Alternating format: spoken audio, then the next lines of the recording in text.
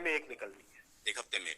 दूसरा सवाल ये है कि जब हम रोजगार की बात करते हैं तो रेलवे को लेकर लोगों की उम्मीद रहती है कि रोजगार आएंगे, और जब पिछला जनरल इलेक्शन था उससे पहले एक तरीके से अभी 1,54,000 लोगों का रोजगार कंप्लीट हुआ है। 1,54,000 लोगों का, 1.5 लाख लोगों का रोजगार अभी कंप्लीट हुआ है।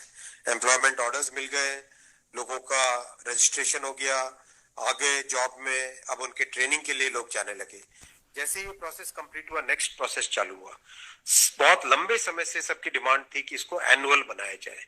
एनुअल इसलिए बनाया जाए, अगर 4-4, 5-5 साल के गैप में आता है तो कई लोगों की एज निकल जाती है उसमें से, राइट। इसीलिए अब एनुअल सिस्टम की तरफ मूव कर रहे हैं। जनवरी में, अप्रैल में, जून में और अक्टूबर में, इन ये चार बड़े चंक है, एएलपी, टेक्निकल, नॉन टेक्निकल और ग्रुप लेवल 1, ये जो 4 बड़ी कैटेगरीज है, इन 4 बड़ी कैटेगरीज का साल में 4 हिस्से किए गए हैं कि जनवरी में स्टार्ट करें एक जो एएलपी का, दूसरा टेक्निकल स्टार्ट करें अप्रैल में, नॉन टेक्निकल स्टार्ट करें जून में, और अक्टूबर में स्टार्ट करें लेवल 1, और ये साइकिल चलती रहे।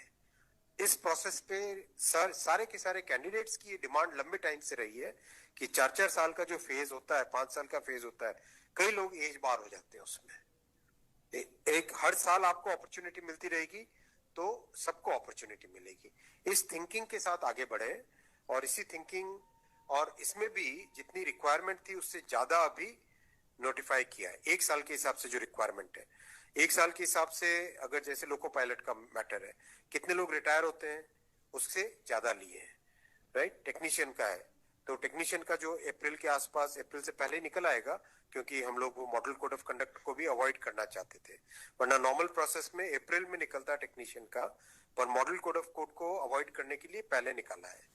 तो जनवरी, अप्रैल, जून, अक्टूबर, फिर अगले साल वापस जनवरी, अप्रैल, जून, अक्टूबर, फिर अगले साल वापस, इस हिसाब से ये प्रोसेस कर रहे हैं। सर, 1 साल में कितने जॉब्स निकलेंगे इसमें? डिपेंड करेगा जिसकी जितनी रिक्वायरमेंट है। हर एक जोन की अपनी अपनी रिक्वायरमेंट आती है, हर डिवीजन की रिक्वायरमेंट आती है। कोई एस्टिमेट नहीं, हर वर्कशॉप से आती है। एस्टिमेट बनता है, बन के ही तो निकलता है, फिर एस्टिमेट बन के निकलता है ना, फिर हर एक कैटेगरी के लिए अलग अलग बनता है।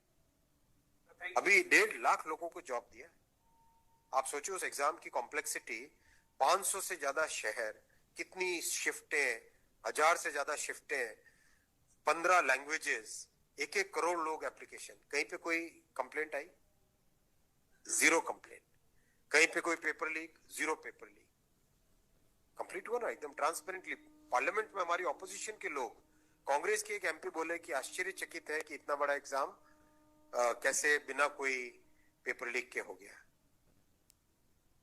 तो एक उस चीज को भी तो देखो। Thank you sir.